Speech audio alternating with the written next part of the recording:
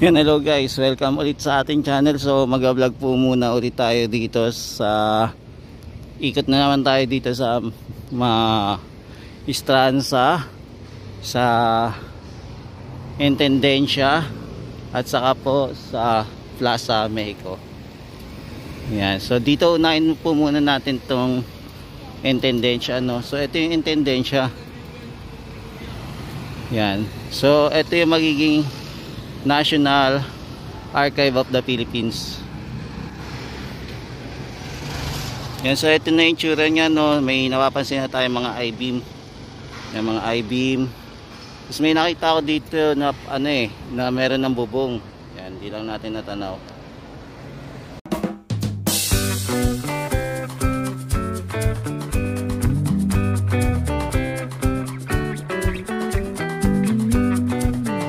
Yan, hello guys, welcome ulit sa ating channel. So ito ulit si JR Doria TV, no? Mag-update na naman po dito. Sisimulan natin sa Plaza Mexico po. So ngayon pong araw na to ay January 26, 2025. So ngayon pong araw ay Sunday. So ito, medyo maaga tayo mag-ikot-ikot dito guys, ha. So ayan, medyo maganda-ganda ang panahon. Kaya tara, let's go na, ha? Ikot-ikot na naman tayo dito sa Plaza Mexico muna, tapos may Istranza, tapos Intendencia. Tara guys, simulan natin. Let's go! Yan, so ito guys, ito pala yung Intendencia na makikita natin pagka maaga-aga pa lang. So ito pala itsura nun, no? Ito ang tanong mo, parang hindi ata lalagyan ito sa mismo sa sa gitna. Parang puro sa gilid lang, no? Yung lalagyan. Yan, meron kasi bubong doon. Tapos meron din naman bubong dito. Ano kaya ilalagay sa gitna? Ano yan, bakante? Open space? Diba? Tapos ito po yung itsura ng Intendencia po na magiging National Archive of the Philippines. So ito muna yung una natin binag. So ngayon po ang oras na to ay 3:33 po ng hapon. Yan, tapos ito naman po yung Plaza Mexico. So mag-iikot din po tayo sa Plaza Mexico. Ayan, Plaza Mexico. Ayan, meron pa rin po kasi mga trabahador dito na nagtatrabaho. So hindi pa po tapos. So ito naman po yung tsura nya pagka umaga naman, no? Maaga-aga pa pag namamasyal tayo. Yan, so ito yung tsura ng Plaza Mexico. So ito nakatakip pa po. Yan, maaliwalas din naman po pagpapagmasdan po nyo yung Plaza Mexico. So ngayon makalat dahil po sa mga dahon-dahon na natutuyo. Yan, sana sa susunod po meron ng tagalinis dito, no, na mag-aalaga dito sa project and development dito sa Plaza Mexico. So ito, napakasimple lang po yung ginawa nila sa Plaza Mexico. Tapos ito naman po yung nasementohan na may. So ayan, makikita natin yung tingkad ng kulay nya, no. Yan, so may mapapansin na din tayo mga kababayan nandito na po tumatambay.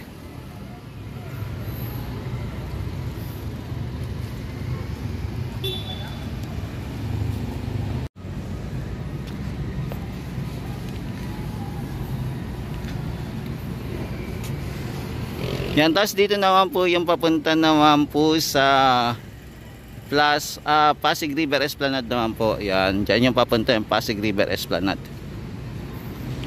Yan, lakad-lakad pa tayo guys, ha. So ito, napakasimple lang naman po yung lugar dito. Yan, silipin natin kung ano pa yung bago dito, no? Kung ano yung bago. Mag-walk tour muna tayo mga tropa kids. Ayan, dito pala sa di kalayuan makikita natin yung bubong din, no. Ayan, so may bubong talaga siya. Kaya lang puro nasa gilid yung nakikita natin, no.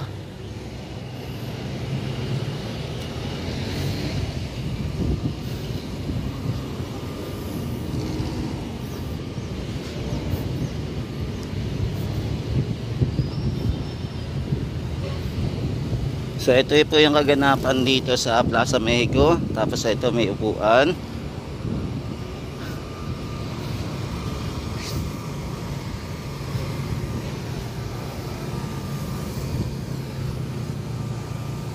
So ito yung view, no, pagka maaga-aga pa. Maganda po, maaliwalas tignan yung Plaza Mexico. Ayan, sumapansin, tapos na pala dito, no? Ayan, tinapos na po pala nila. Okay na. Ayan, matatanaw naman po natin yung sa kabila, no? Ayan, matatanaw din natin. Marami dong mga nagpa-practice doon sa kabila. Yan, so ito naman yung tsura ng Binondo pag sa kabila. Ito pagka maaga-aga pa. Yan, ito po binubuhusan na pala nila ng tubig, no?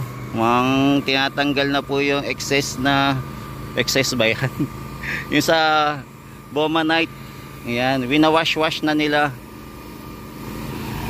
Washing na. Tapos ano ba tawag dito? Basta yan. Ayan po yung ginagawa. Wow.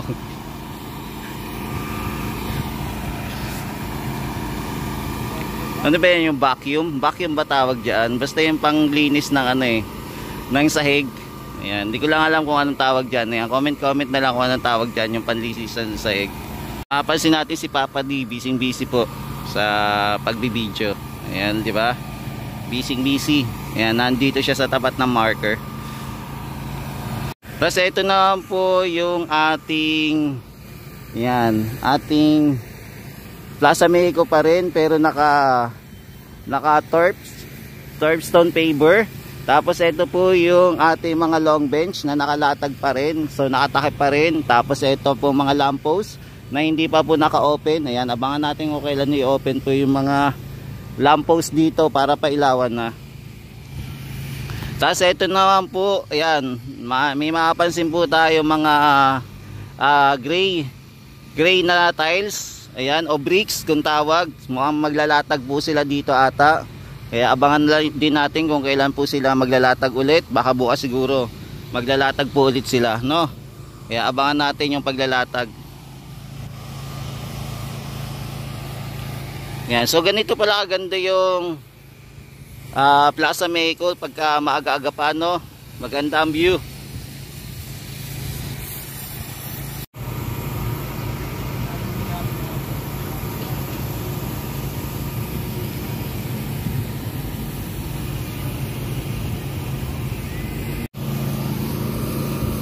Yan, so ito nakalatag na din po yung mga balastar dito. Tapos meron na din po sa ibabaw, no? Halos lahat meron na nailatag na po. So antayin na lang po natin, maglagay na lang siguro ng mga lamppost para okay na po. Tapos meron din po palang lagusan po ng tubig dito sa ilalim, oh. Kumbaga gumawa sila ng butas-butas. So ito po yung itsura.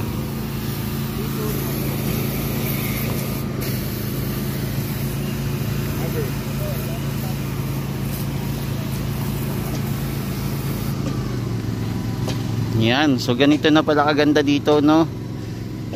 Ano pa kaya idadagdag dito?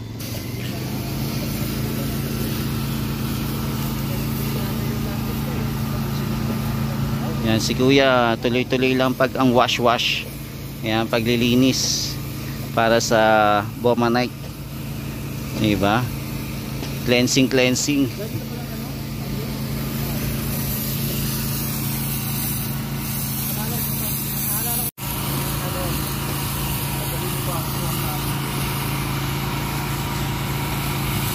Kasi ito na po yung ganap sa Maestranza po. Ayan, kung mapapansin nyo po, pantay na po yung lupa, no? Okay na po.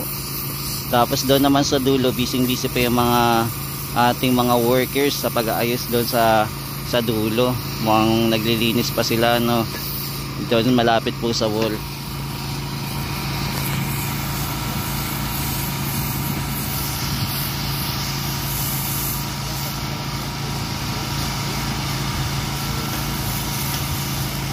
Yan, so ito po yung ganap ngayon.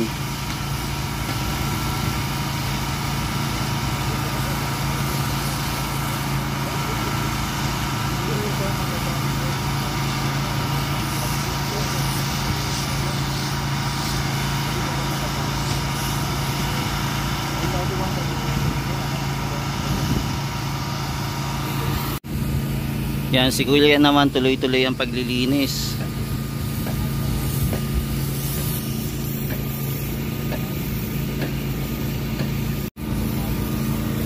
Yan, kung mapapansin natin, abot na po hanggang dulo yung pagsemento at pagbuhos ng semento at paglagay po ng Bomanite dito sa Plaza Mexico. So lumagpas na po papuntang Maestranza po. So ito po yung pinaka latest update, no, binuhusan na. So sakto pala yung update natin, nabubuhusan talaga ngayong gabi.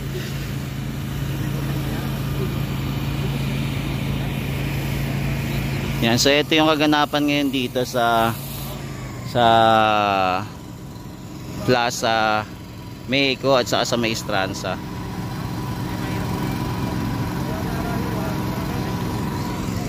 Tapos ito pala no, mapapansin natin yung bubong, no, kitang-kita pala yung bubong dito sa may tulay. Ayan, kasi hindi ko makita pagkagabi, at least nakita na natin. So ito ito pala yung pinakaunang ginawa nila, no. Ayan. Yan, ito yung sa intendensya. So natataw na natin pagka umaga pa. Malinaw na malinaw. Yan, tapos ito naman po yung sa tulay.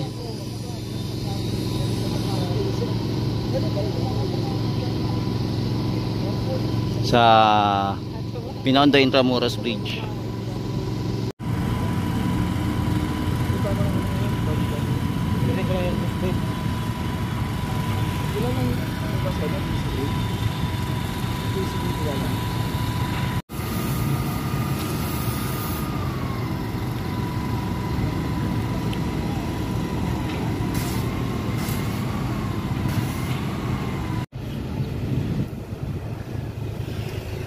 Yan, ito naman po pag top view natin sa taas.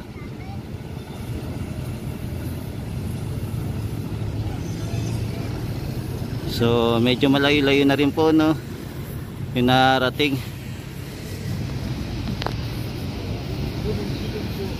Ayan, sobrang linis na po, no. Ayan, so ito na po yung itsura. Nilinis na po nila, no.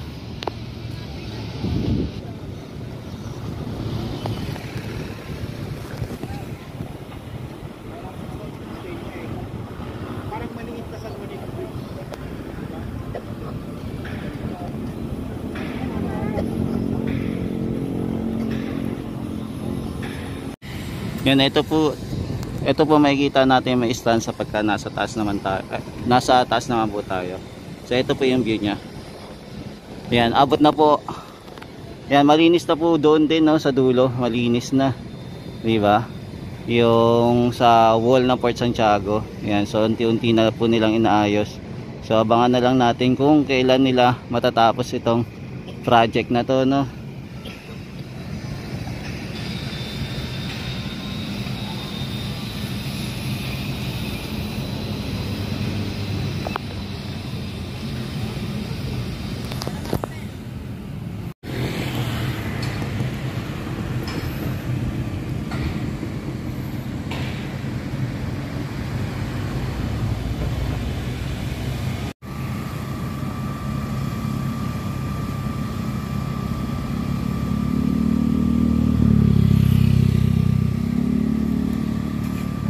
Yan, so ito pala yung itsura ng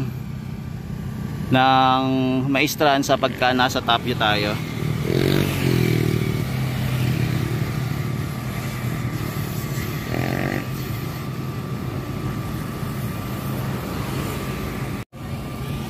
Yan guys, ito muna yung latest update natin dito sa Plaza Mexico, Intendencia at saka po sa Maestranza. Yan, so ito muna yung update natin, no. Balikan natin to bukas. Kaya lang pag mag-update ulit tayo, syempre gabi na naman. So yan, saktong-sakto dahil nakikita natin na maaga-aga pa. So ito po yung itsura ng Intendencia, Intendencia tuloy. Etong Maestranza at saka po yung Plaza Mexico. So ito muna yung latest update natin guys, ha. So ay bukas magla-live tayo. Samahan niyo po ulit si JR Doria TV para mag-update po ulit dito sa Plaza Mexico Intendensya at saka po sa Maestranza. Yan, maraming salamat po, hanggang sa muli. Mahalin natin ang Pilipinas. Thank you po mula Luzon, Visayas at Mindanao, maging sa ibang bansa. Maraming salamat po sa walang sawang pagsuporta kay JR Doria TV. Yan, lagi po kayo mag-iingat ha, mga tropa kids. God bless po. Yan, so ito si Papa D, busy pa kaka-video. Ayan, tapos ito may kasama siya, kaya lang hindi ko kilala yung pangalan. Ayan, baka guys kilala niya. Yan, thank you guys, hanggang sa muli. God bless po.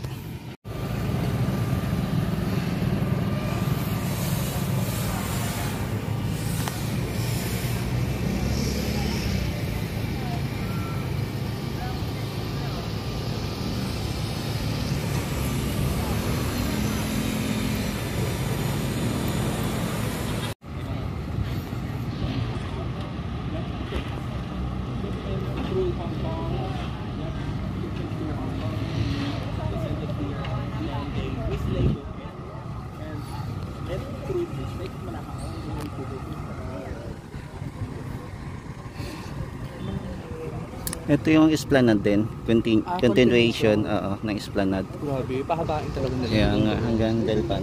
Dito pa. So continuous yung ano, parang pa kayo. So hanggang dito na pala yung Esplanade, ang haba na. Kaya lang hindi ko makita yung pinakailalim eh. So sana ano